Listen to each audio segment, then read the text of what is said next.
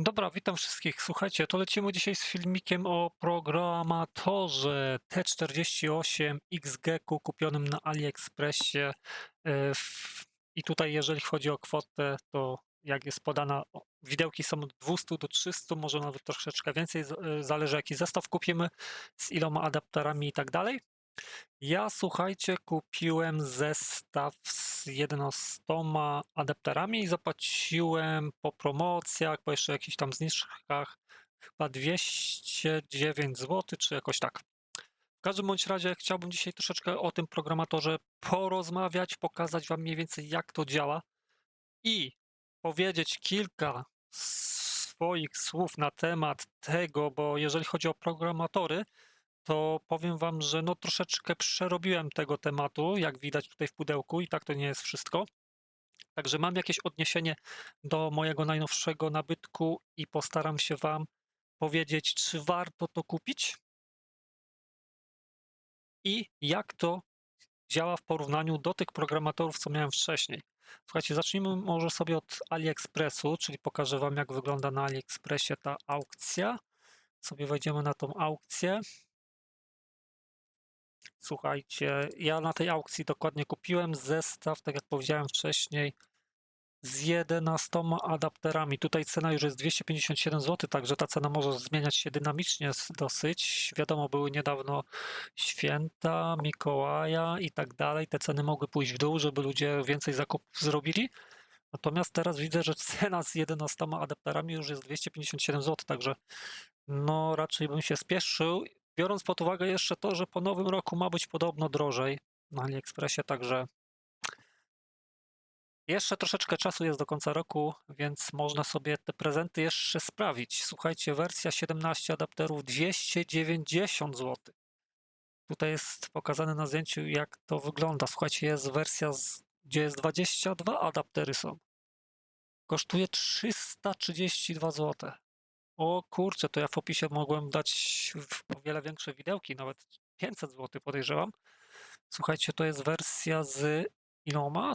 42 adaptery, czyli chyba najbogatsza. Zobaczmy sobie jeszcze 26, 40, 44 chyba jest no największa. 44 adaptery jest za 558 zł i tutaj mamy już naprawdę na bogato, bo mamy do NANDów, AVR-ów, DIPy, SOPy, mnóstwo tych tutaj do BIOSów i tak dalej. No jest tego sporo. Także no na sam początek, jeżeli ktoś bawi się tylko z BIOSami od laptopów, myślę, że taka wersja z 11 adapterami spokojnie wystarczy.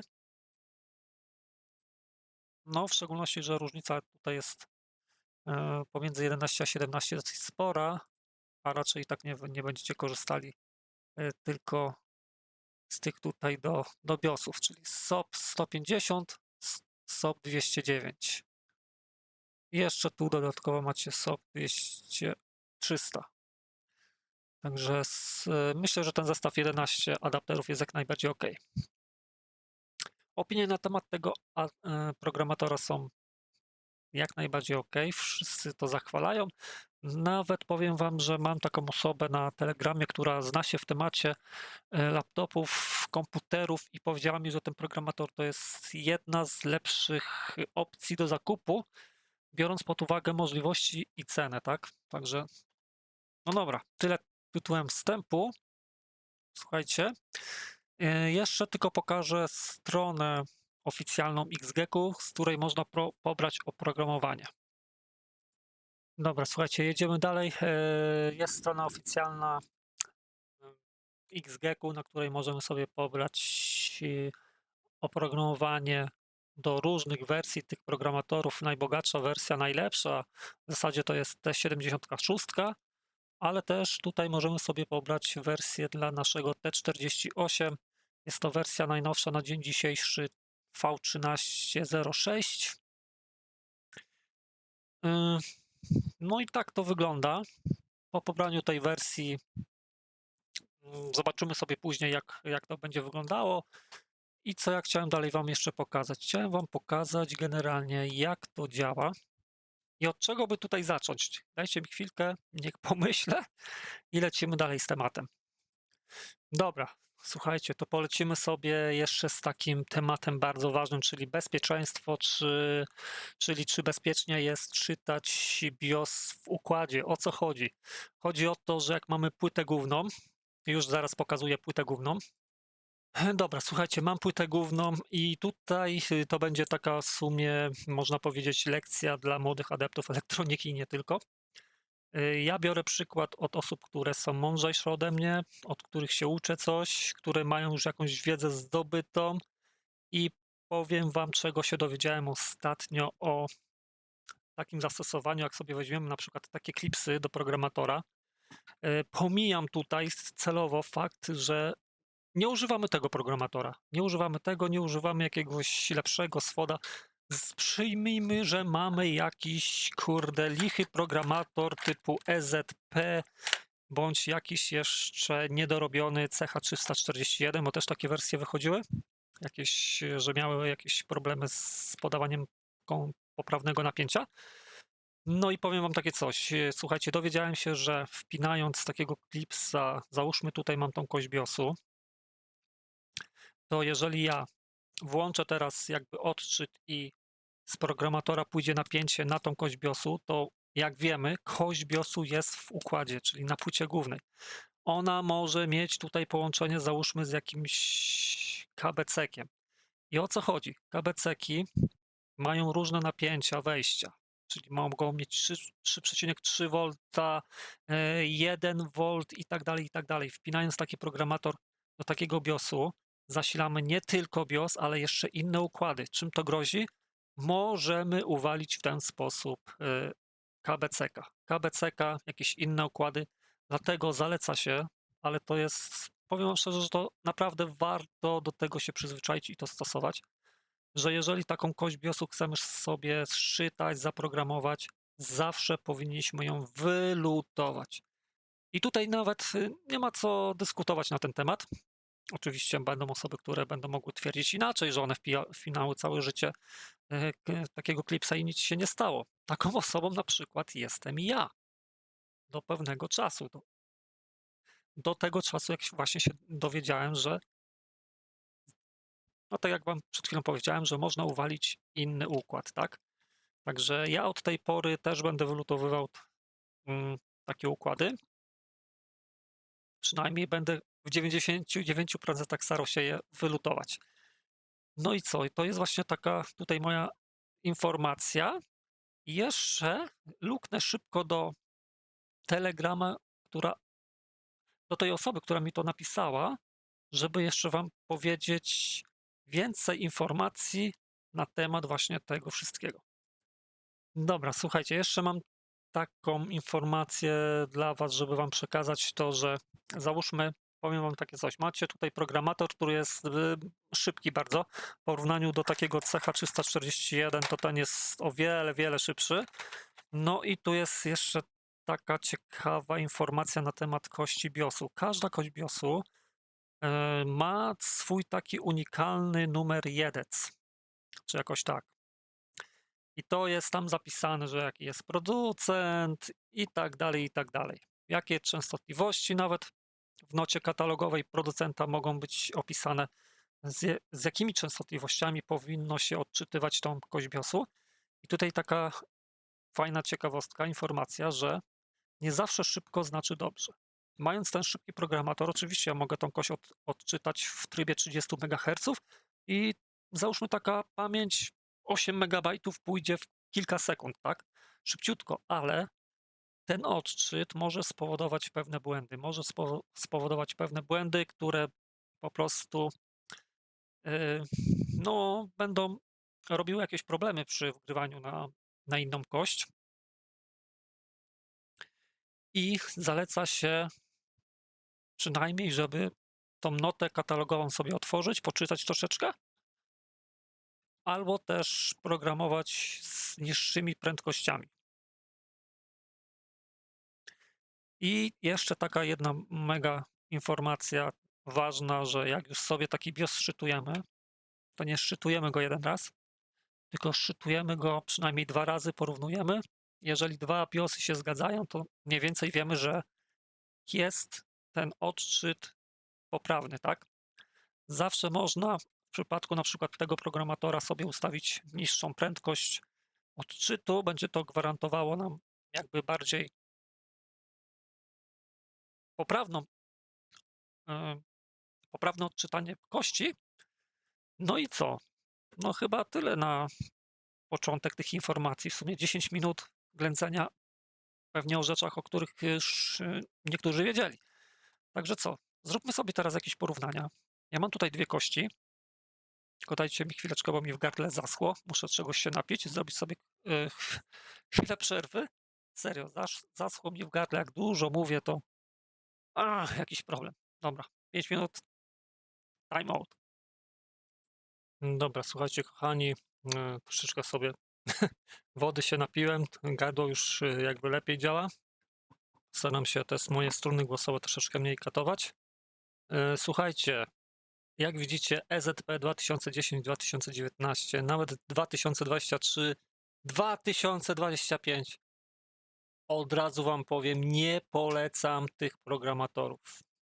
Nie polecam nikomu tych programatorów. Słuchajcie, ja tutaj dostałem już EZP 2010. Co prawda tutaj nie jest EZP 2010, tylko zmodyfikowałem sobie obudowę i włożyłem tutaj całkowicie inny programator, o którym powiem w dalszej części filmu. To będzie świetne porównanie w ogóle z tym T48. Słuchajcie, to jest właśnie wyciągnięta płytka z tego EZP 2010. Słuchajcie, no nie polecam z tego względu, że te programatory uszkadzają, potrafią uszkodzić kości BIOSu. I to nie mówię sobie tutaj jakichś informacji wyssanych z palca, tylko mam informacje od znajomych, którzy też mieli EZP 2010 i mówili, że uszkodziło im kości BIOSu. Także jeżeli macie już jak kupywać, tu właśnie będzie ciekawa, fajna informacja, jeżeli macie kupić coś tanio do programowania kości BIOSu na zasadzie CH341, to tak naprawdę powiem wam, że polecam wam ten zielony. Z tych wolniejszych programatorów CH341, ten, właśnie dokładnie ten, przyjrzyjcie się dokładnie. On ma kwarca tutaj 12 MHz. Słuchajcie, ja z tym programatorem zrobiłem mnóstwo BIOSów. Nigdy mi nie uwaliło żadnej kości BIOSu. Przeważnie miałem 99% to były kości BIOSu 3,3 V i mogę z całym sercem, sumieniem polecić ten programator. Dlaczego? No bo sprawdził się, zarobił na siebie już chyba z 1000 razy. Także to jest jedna z najlepszych wersji, jeżeli chodzi o CH341. Wiadomo, tych wersji jest trochę. Prawdopodobnie z tego, co czytałem, to jest wersja zaprojektowana przez Rusków, także to już mówi samo za siebie. Oni zawsze, jak niektórzy wiedzą, robią dobrze sprzęty i znają się na tej elektronice. Słuchajcie, są różne odmiany CH341. Nawet tutaj mam jeszcze właśnie, może nie CH341, ale to jest jeszcze właśnie a propos EZP 2019. Też nie polecam. Też prawdopodobnie potrafi uwalić BIOSy. Tutaj więcej do powiedzenia by miał Marian, który mi go dał. Słuchajcie, jeżeli chodzi o szybsze programatory, to są jeszcze takie wynalazki jak na przykład, no to jest jeszcze wolna wersja CH341A, czarna wersja i powiem wam, że no leży jako taka do kolekcji, tak? Zabawka. Praktycznie tego nie używam. Mówię, jak już miałbym używać, to tylko i wyłącznie tego zielonego. Tutaj jest ciekawostka, bo tutaj słuchajcie, mamy CH347, który jest już o wiele szybszy niż ten CH341. Tak naprawdę dużo się nim nie bawiłem, aczkolwiek myślę, że to jest też fajna jakby alternatywa, jeżeli chcemy mieć coś trochę lepszego, szybszego. Wiadomo, przy większych kościach BIOSu, no jednak trzeba troszeczkę poczekać w przypadku tego wolnego programatorka. Natomiast ta wersja CH347, no już może dosyć szybko działać. Więcej informacji postaram się pokazać dalej, jak będę używał jakiegoś programu do tego typu programatorów i sobie zobaczycie, jakie są różnice pomiędzy właśnie takimi wolnymi wersjami, a pomiędzy na przykład tego w ogóle nie bierzemy dzisiaj pod uwagę, od razu mówię. To jest shit, nie polecam, nie bierzemy tego pod uwagę. Skupimy się przede wszystkim na tych dwóch programatorkach, plus jako ciekawostka tego zobaczycie sobie, jak potrafi szybko on czytać BIOSy w porównaniu do tego, a nawet skonfrontujemy go, słuchajcie, z XGEC-u, który jest no tutaj niewątpliwie liderem. Nawet widać już, jak się różni podstawką. Także podstawka też jest kolejny argument za tym, żeby kupić sobie ten programator. I też powiem więcej na temat tej podstawki, dlaczego warto mieć tego T48 i jak to usprawnia w ogóle zabawę z programowaniem. Dobra, słuchajcie, lecimy dalej. Ja robię pauzę. Zastanawiam się, jaki będzie dalszy etap tego filmiku. Dobra, słuchajcie, następnym takim etapem będzie po prostu pokażę Wam, ile dostałem tych adapterów kupując tego T48 na AliExpressie. I słuchajcie, to przyszło w pudełku, adaptery przyszły na takim czymś. No i jak widać tutaj wszystkie są, chyba wszystkie. Do tego jeszcze jest w zestawie coś takiego, czyli to jest do wyciągania tych układów z PLLC.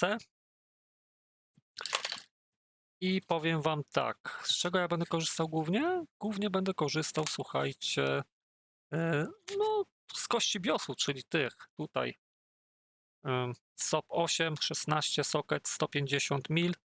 No i tutaj mamy ten drugi jeszcze chyba 200, 209. Tak, tutaj pisze od 200 do 209 mil. Także przede wszystkim będę z tego korzystał, raczej z tych nie będę korzystał, bo to są już jakieś takie chyba starsze kości, układy.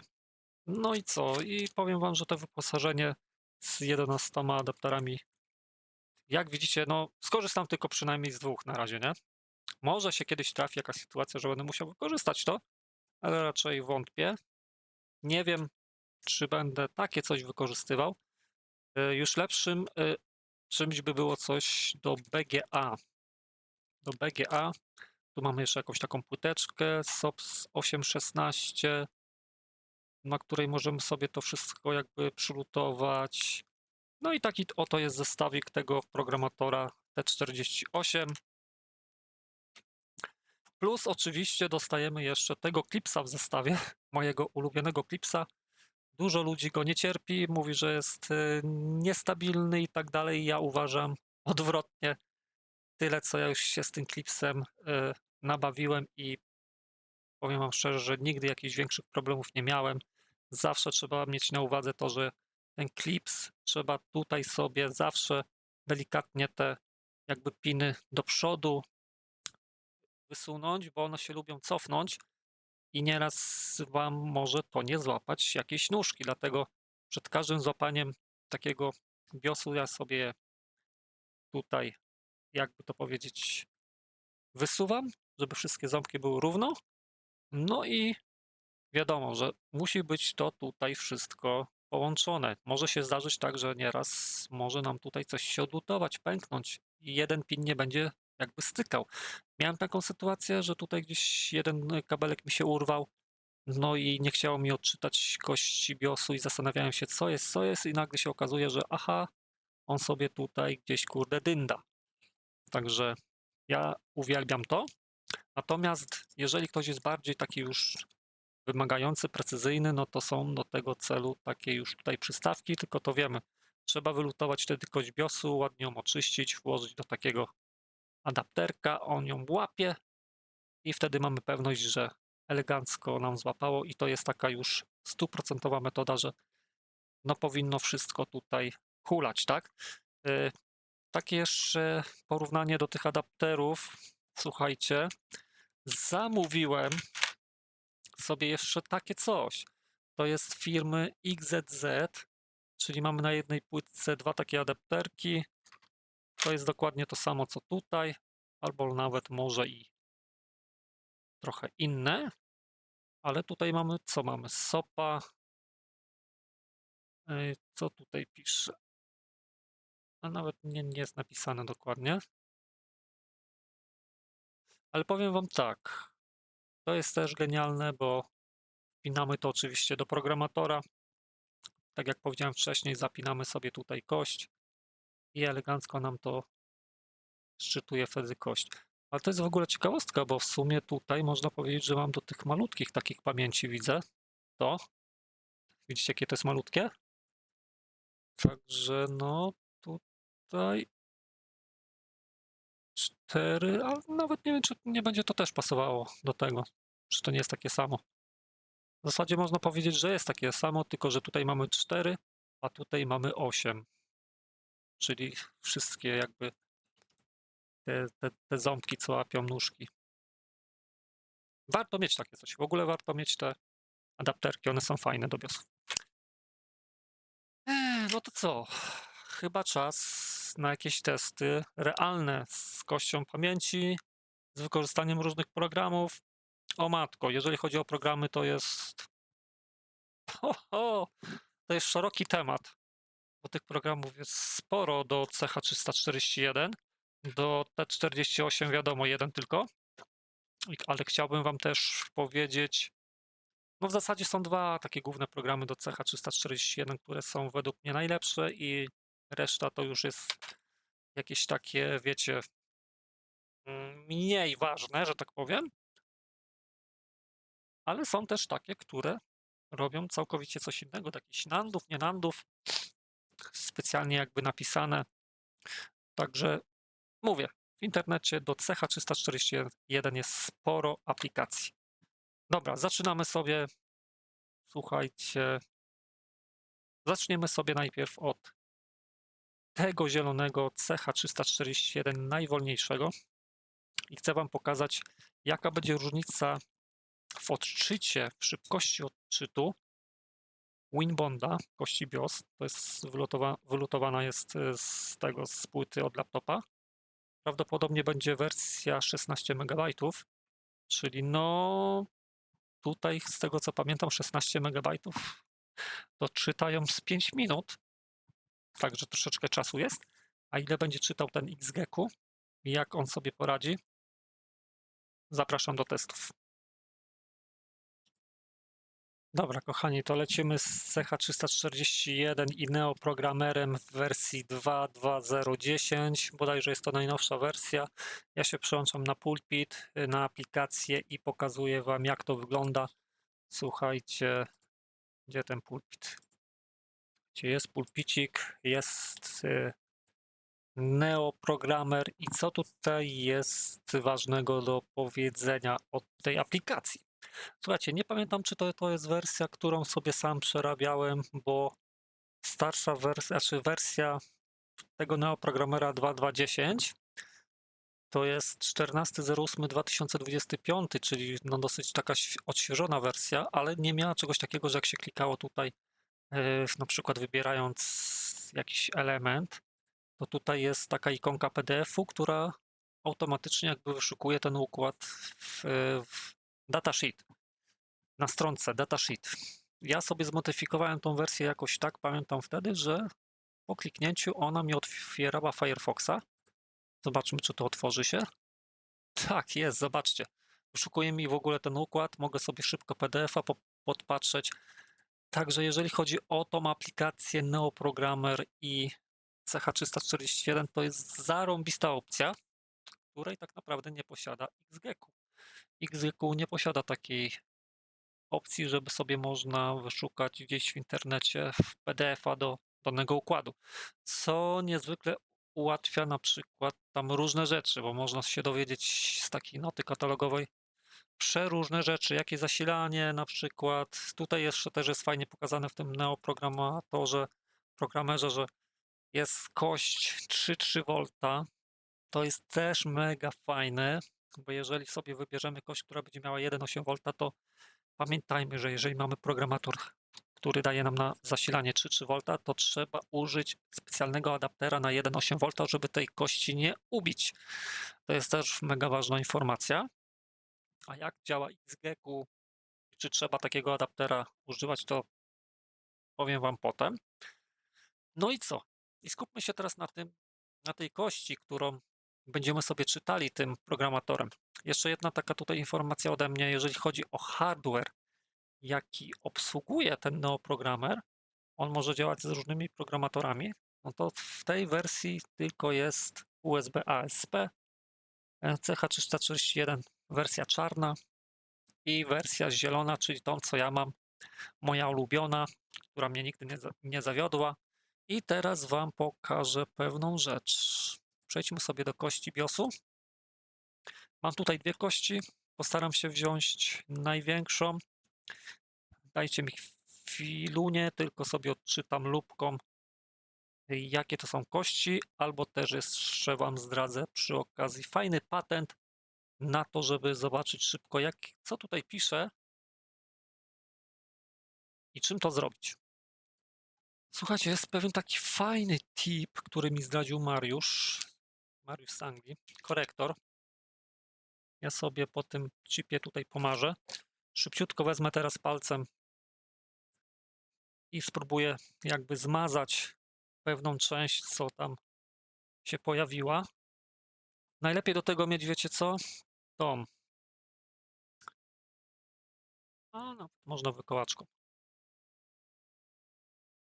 Ale najlepiej można by było mieć pałeczkę do uszu i sobie to szybko umyć.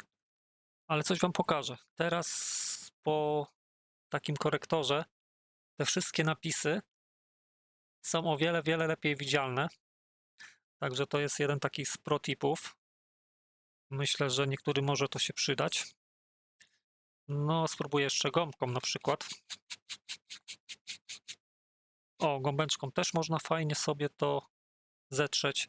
No i zostają nam tylko w tych szczelinkach białe takie po korektorze wypełnienie. I dzięki temu teraz, biorąc sobie jakąśkolwiek lupkę, która mi wspomoże mnie w zasadzie w odczycie tego. O, tutaj mam pod ręką. Słuchajcie, biorę lupkę i ja już wiem, że to jest układ 25 B128SC. Co to? A to jest Giga Device. Słuchajcie, to jest kość Giga Device'a, bo jest logo G. 25B128SC. Dobra, to wiem, że to jest Giga Device. Natomiast druga kość będzie Winbond. Słuchajcie, pomazałem, zatykam, żeby nie wysechł, bo one lubią szybko wysychać. I teraz tego Winbonda sobie tutaj znowu tak paluchem go przeszoruję, albo wezmę wykałaczkę, żeby było łatwiej, tak jak mówiłem. I po prostu wykałaczką sobie pousuwam to, albo jeszcze inaczej. Po co ja się męczę? No mówię, mam gąbkę. Gąbka to ładnie usuwa. W sumie gąbka jest spoko. I słuchajcie, pięknie widać, że to jest Winbond. I to jest Winbond 25Q128JV. Czyli w zasadzie można powiedzieć, że mamy dwie wielkościowo identyczne kości pamięci. Z ciekawości zacznę sobie od Giga Device. Giga Device? Chyba tak to się nazywa. Słuchajcie, więc co? Użyjemy sobie tego programatora. Ja tą kość sobie tutaj podłączę. Wiadomo, że na kości jest kropeczka i tam, gdzie jest kropeczka, to zawsze musi być ten pierwszy pin oznaczony tutaj jako czerwony, tak? Czy to jest 1. Ja sobie zapinam tutaj tego Giga Device'a. Zobaczymy, czy go automatycznie wykryje. Giga Device. OK. Zapięta. Widzicie, jest wszystko równo, elegancko, fajnie. No to co? No to czas na... Aj, dobra. Przepniemy sobie teraz tego. I tutaj jeszcze moja informacja. Jeżeli chodzi o kości BIOS, SPI, to trzeba to w takim programatorze w tym miejscu wtyknąć. Nie tu na górze, tylko tu.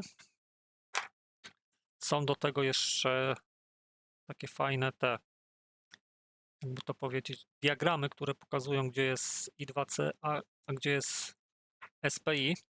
Na górze jest I2C, a poniżej jest SPI.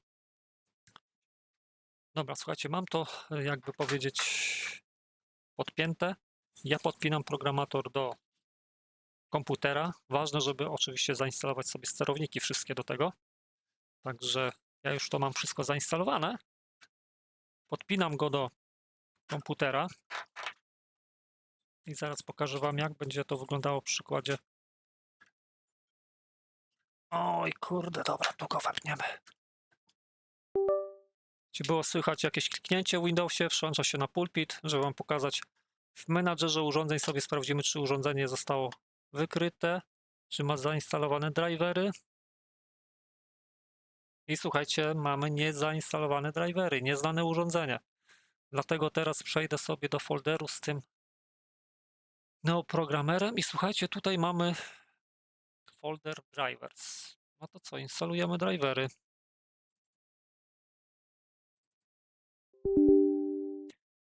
Instalujemy drivery, install. Musimy troszeczkę poczekać. Coś tam instaluje. Drivers, install successful. Zamykamy i teraz tutaj interfejs USB EPPI 2CC H341A wykryło. No i teraz wystarczy tylko sobie wejść w aplikację neoprogramera, ustawić hardware 341 green, no i spróbujmy wykryć tą kość, czy wykryje automatycznie. Tu jest znak zapytania, detect IC i mamy giga device'a, słuchajcie, 128, 3,3V, 128 megabitów, 256 bajtów, giga device SPI NOR. Dlatego powiem Wam, że nawet na tą chwilę, jeżeli chodzi o czytanie takich kości, tym CH341 z wykorzystaniem tutaj tego neoprogramera, to jest naprawdę w dalszym ciągu świetna aplikacja.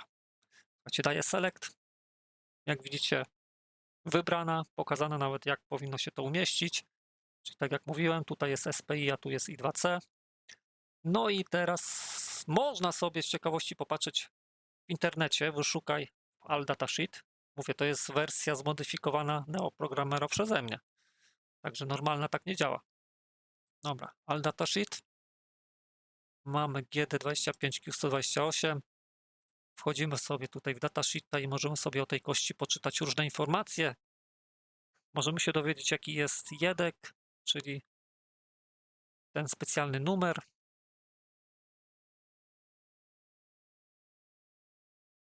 Chip erase. Wszystkie informacje tutaj są zapisane przez producenta. Także troszeczkę tego jest. Ja sobie tak z ciekawości tylko popatrzę. Słuchajcie,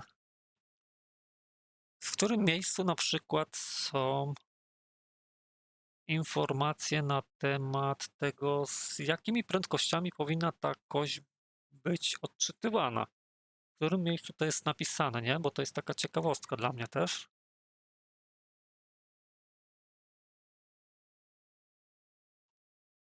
Tutaj oczywiście piny, GND4, VCC zasilanie 8. I powiem Wam tak, no szukam tego, ale to raczej nie będzie łatwe, żeby to znaleźć.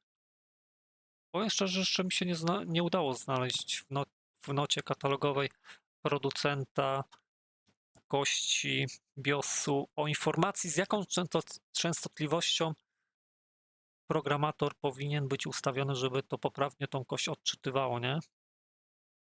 On tutaj ma jakieś tryby standard SPI, czyli tutaj, ale nie pisze jakie zegary są i tak dalej. Dual SPI, Quad SPI.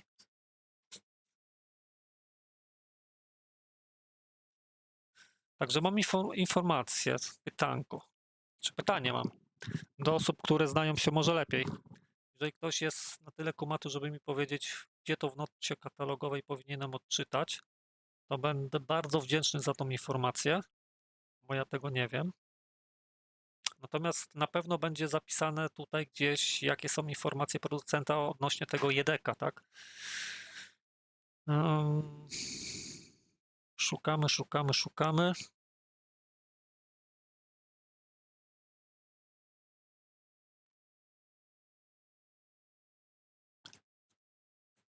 Jeszcze szukamy. Jest, Manufacturer Device ID, czyli jest 90H.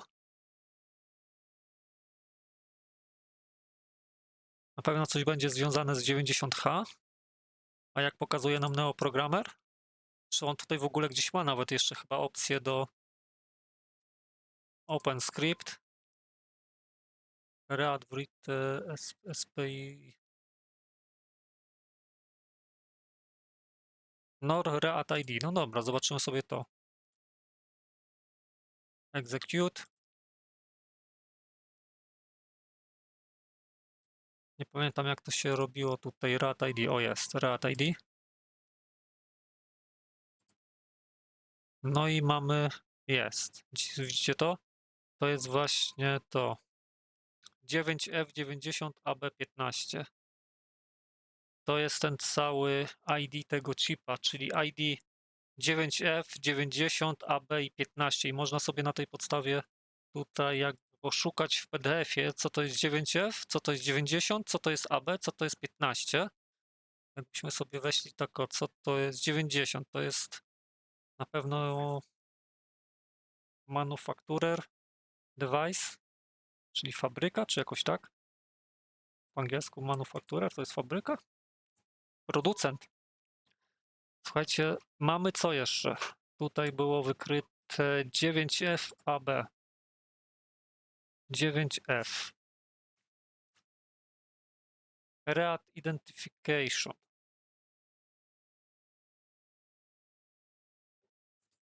Słuchajcie, co tam było jeszcze? AB. Reace from Deep Power Dome and Read Device ID. Tutaj jest. Jeszcze mamy ten 15, tak? Tutaj nie ma akurat 15. Ale tu będzie 15. Read Status Register. Chyba to jest to.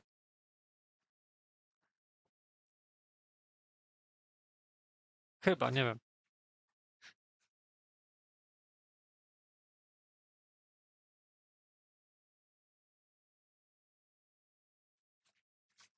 Także tak to wygląda mniej więcej, tak? Mówię, to jest już dla osób bardziej zaawansowanych, także ktoś jak lubi grzebać w takich rzeczach, doinformowywać się, to może sobie popatrzeć. My się skupmy teraz na, słuchajcie, odczytaniu tego układu. Ile czasu zajmie przy programatorze tym zielonym, normalnym, czyli dajemy sobie Read IC. No i słuchajcie, nic, żadnego cięcia, czekam, mierzę czas. 3, 2, 1, go! Zobaczcie, jak to wolno idzie. W przypadku tego CH341, nie? Ale tak jak niektórzy mówią, że w serwisie co siedzą, czas to pieniądz, to wiadomo, że mając szybki programator, tą kość już by nam odczytało z 2-3 razy przynajmniej na tych szybkich programatorach typu SWOT i tak dalej. No i co? No i sobie zaraz porównamy czasy, które będą na tym, a na tym. Zobaczcie, nawet jeszcze połowy nie ma. I pokażę Wam też, jak poprawnie jest sczytywać takie BIOSy, żeby potem nie narobić sobie kuku. Także na pewno będzie tak, jak tego mi zszyta, zapisujemy go jako kopię 1, robimy ponownie odczytanie, zapisujemy jako kopia 2, potem wrzucamy do programu HXD, porównujemy sobie, czy dwa pliki są identyczne. Jeżeli są identyczne, no to mamy taką mniej więcej 100% pewność, że jest wszystko ok. Tak dla ciekawości sobie zrobimy folder z tymi BIOSami i potem zrobimy porównanie, jakie są odczyty przy szybszych prędkościach, typu właśnie T48, czy nie ma tutaj żadnych błędów, różnic. Ja mam zaufanie do tego zielonego CH341 i wiem, że on wolno odczyta, ale odczyta dobrze. Także dajmy mu jeszcze troszeczkę czasu.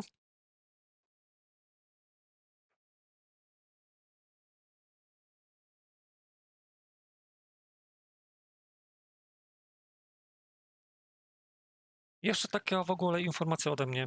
Po co jest ten ID? Dzięki temu ID możemy sobie sami tworzyć jakby bazę danych układów w niektórych programach.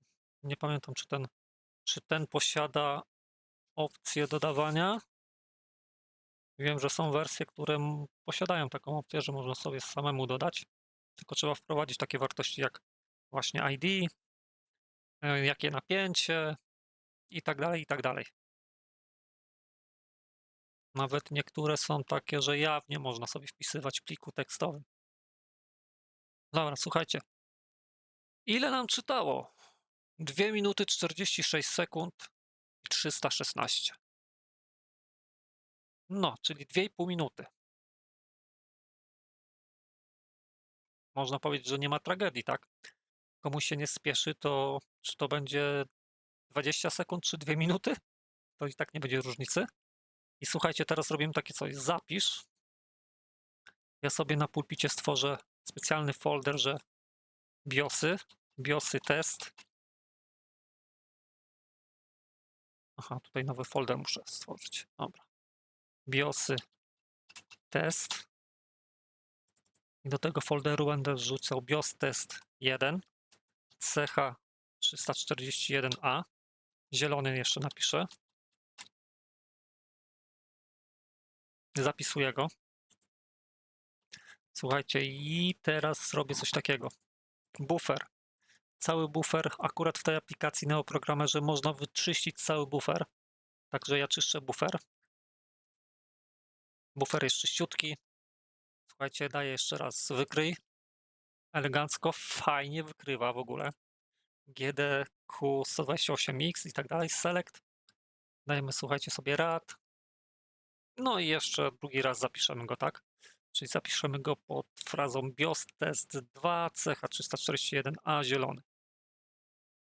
I sobie przejdziemy po tym teście do testu na XGEC-u T48. Zobaczymy, ile on będzie odczytywał, ten programator. Zaczniemy sobie od najszybszej opcji, czyli chyba tam będzie 30 MHz. No i porównamy sobie teraz za chwileczkę XGEC-u, jak on wygląda, jak wykrywa układ i tak dalej, i tak dalej. Także na tą chwilę czekamy jeszcze.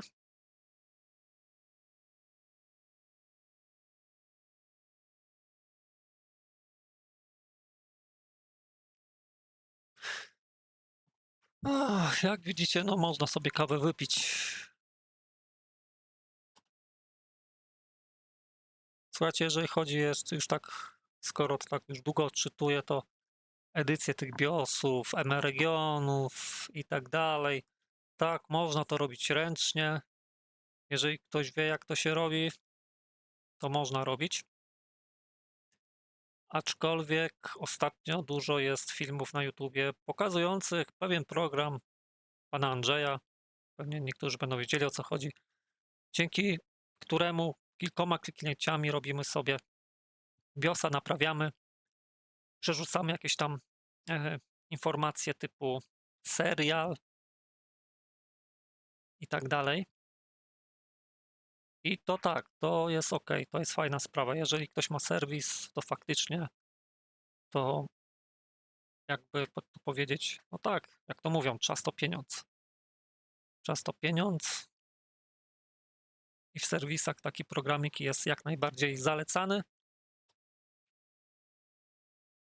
Dlaczego to mówię?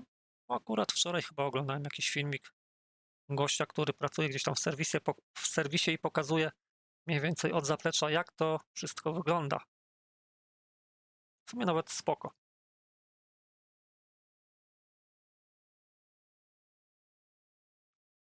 Dobra, słuchajcie. 2,46 był pierwszy plik. Teoretycznie drugi będzie tak samo.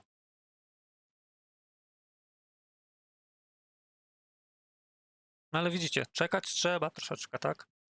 Dla mnie oczywiście to nie ma żadnego problemu, bo ja nie prowadzę serwisu i dla mnie tylko liczy się, żeby on poprawnie go odczytał. Słuchajcie, jest 2,46, tak samo zapisujemy sobie. Tym razem zmieniam tylko tutaj na 2. No i teraz trzeba porównać sobie te pliki. Otwieram sobie folder, wchodzę na pulpit, wchodzę w to, co utworzyłem, czyli co to będzie BIOSy test. Słuchajcie, zaznaczam prawem myszy, pokażę więcej opcji, otwórz w HXD.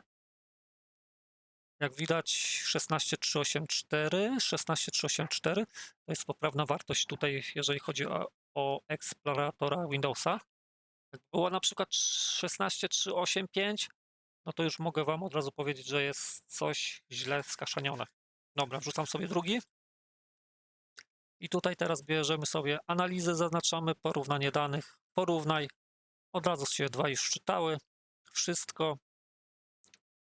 I słuchajcie, wybrane nazwy plików są identyczne, czyli w przypadku BIOSu numer 1 i 2 odczytał identycznie byte do byte'a.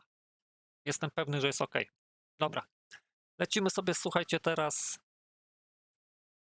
z tym oto pogromcą programatorów i zaraz zobaczycie, jak wygląda kwestia przy użyciu T48.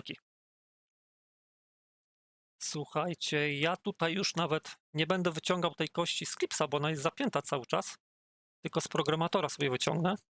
I teraz powiem Wam tak, no jak tu podłączyć, tak? Czy tutaj, czy tutaj, czy tutaj? Otóż powiem Wam tak, wiemy nazwę tego układu, czyli teraz trzeba uruchomić XGQ.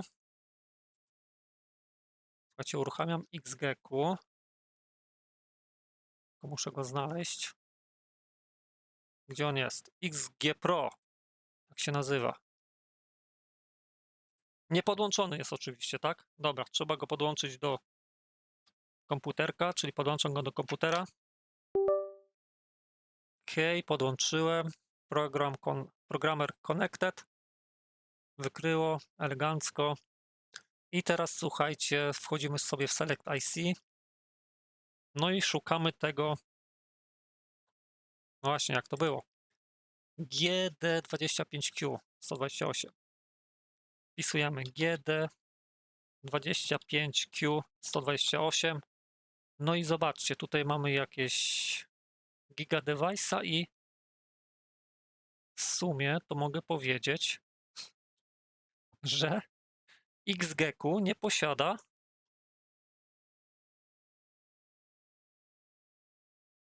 w sumie XGQ ma tylko taką BCE. BCE, a nie posiada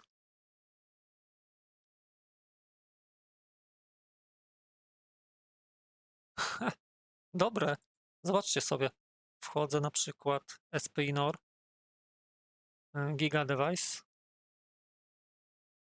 i mamy GD25Q128. Jest C.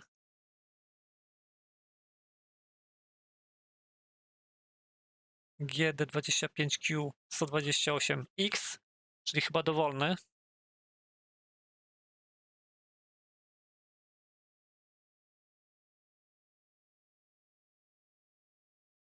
Jeszcze raz sobie zobaczmy. Q. A nie, to jest LQ128C. Czyli tutaj tak naprawdę mamy prawdopodobnie chyba to są wszystkie jednakowe. Pod tą nazwą GD128 i tam czy będzie BC i tak dalej, to jest jedno to samo. No ale dobra, tutaj w sumie mamy w XGQ, co tu wybrać? SOIC 8. Dobra, wybieram tego B. Select. I słuchajcie, teraz tak w XGQ mam prędkości 30 MHz, 15, 8 i 4. Ja sobie zaznaczę 30 MHz specjalnie, żeby porównać sobie te czasy z odczytem do tego zielonego. Zaznaczyłem 30 MHz. Słuchajcie, spróbujemy go teraz wykryć automatycznie, ale dobra, bo ja go automatycznie nie wykryłem. Wiem, że to jest GD25Q128, ale najpierw kliknę auto i zobaczymy, czy go wykryje. Dobra, 8 pin. Dajmy detect. Pin detect error. Aha, bo ja nawet nie podpiąłem go do tego. Słuchajcie, zobaczmy sobie, jak wygląda schemat podłączenia. Czyli tutaj mamy pierwszą kropkę, pin 1, czyli wiemy, jak go podłączyć do programatora. To jest też właśnie ciekawa informacja, czyli pin pierwszy powinien iść sobie tutaj.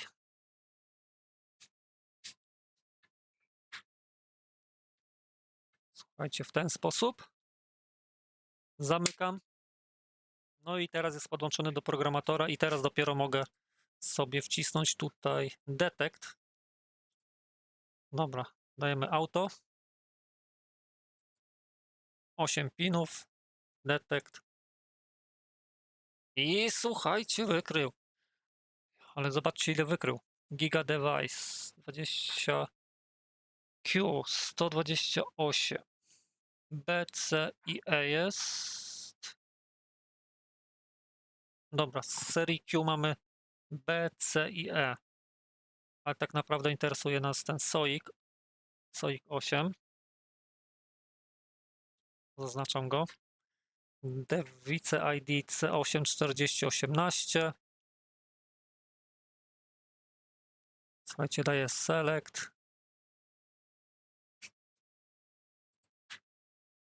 Teraz tu mamy coś takiego, czyli tak samo jest dalej.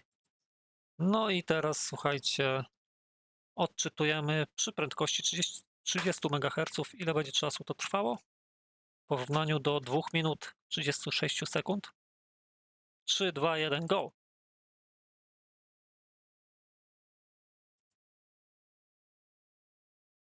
Słuchajcie, czyta 30 MHz. 30 MHz, Read Flash. ID wykrył jako C84018. Aha, bo to jest do tej. Dobra, to jest nawet inny ID niż co tam odczytałem neoprogramatorem.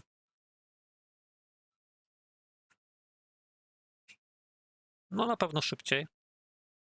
Nie jest to 2 minuty. Będzie jakieś z pół minuty. 40 sekund. Zaraz zobaczymy.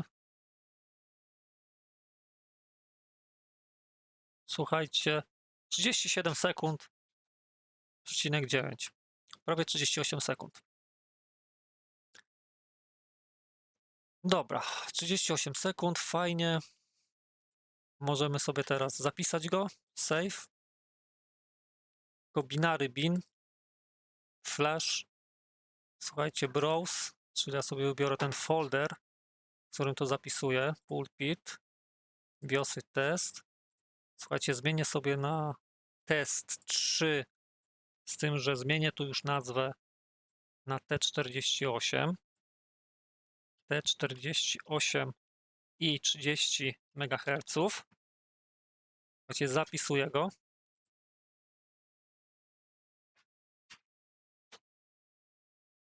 Dobra, chyba mi już go zapisało, tak? Upewnię się tylko, czy jest. Nie, nie ma. Save as. File has been saved, to do tego folderu. Fajnie. No to teraz można sobie porównać, słuchajcie, tego BIOSa z T48. Tak samo widać 16384, ale zrobimy teraz porównanie. Czy ten BIOS przy takiej prędkości został poprawnie odczytany jak te tutaj? Czyli znowu prawy myszy AXD. OK, wrzucam sobie z zielonego. Daję znowu analizy, porównanie danych, porównaj. Słuchajcie, zczytał identycznie, także można powiedzieć, że T48 żadnego błędu nie zrobiło. Czyli to jest bardzo fajne. No i tak to wygląda w przypadku tej T48. No teraz można by się tylko tak zastanowić. Słuchajcie, co jest lepsze? Neoprogrammer czy XG Pro? Powiem wam tak o. Mówię, ja już byłem przyzwyczajony do tego Neoprogramera. Dużo rzeczy nim robiłem. Jestem zadowolony. Bardzo lubię ten program. I szczerze mówiąc, mi to tak naprawdę nie przeszkadza, że on sobie odczyta go tam 4 razy dłużej. Ale mówię, tak jak w przypadku serwisów, to wiadomo, że czas jest cenny i tak dalej, ale ten program w połączeniu z tym zielonym to jest naprawdę bardzo fajna sprawa.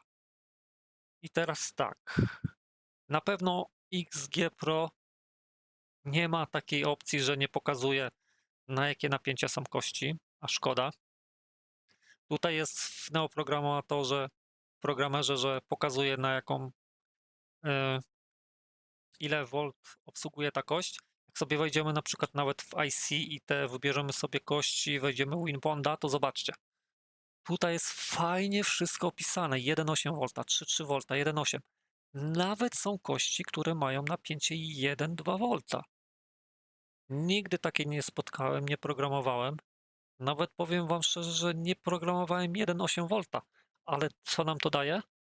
To nam to daje, że my już wiemy, z czym mamy do czynienia. To jest naprawdę ewenement, no taki dosyć, no fajnie jest to zrobione, przemyślane jest to. O, w ten sposób powiem. Wszystko mamy opisane. 3,3 V, 3,3 V, 3,3 V, 1,2 V, jakieś makroniksy załóżmy. 3,3 V są wszystkie. Zobaczmy sobie na przykład Eona. 3,3 V. Dokui 3,3 V. Atmele 3,3 V. Amic.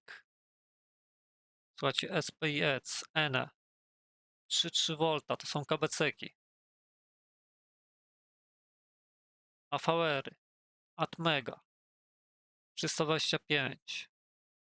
A coś ciekawe, jak w neoprogramerze zaznaczę Atmegę 328p na przykład, no zobaczcie, można konfigurować. Ja pierdzielę. Mówię, neoprogramer jest naprawdę bardzo fajny. Tu nawet jest już pokazane, jak adapter powinno się podłączyć. Pisze adapter wymagany. Słuchajcie, otwieram. I zobaczcie, mamy podłączenie do tego zielonego programatora, co ja mam. Czyli clock, reset, MOSI, MISO, GND 3,3 V, 5 V. Podłączamy sobie przez takie coś i programujemy Atmega. Osobiście w dalszym ciągu uważam, że neoprogramer z tym zielonym programatorem jest bardzo fajną sprawą, tylko jednej rzeczy tutaj brakuje. Rozszerzenia listy programatorów. O tym więcej. Jeszcze nie kończę. Kurwa, godzina filmu. Ja pierdzielę. Fuck. Nie wiedziałem, że godzina będzie trwało. Ale myślę, że warto sobie pokazać takie informacje. No i co? Jaką przewagę ma ogólnie programator T48? Dobra, jaka jest przewaga? Szybko wam powiem. Więc tak. Przewaga tego programatora nad wszystkimi tymi, kurczę, CH341, CH347 jest taka, że ja tylko nigdy nie robiłem jednej rzeczy. Nigdy nie robiłem, nawet nie wiem, czy jest możliwa, przy wykorzystaniu takiego CH341, żeby tutaj nałożyć jakiś adapter, ale to jest chyba niemożliwe, bo to pinowo by nie pozwala,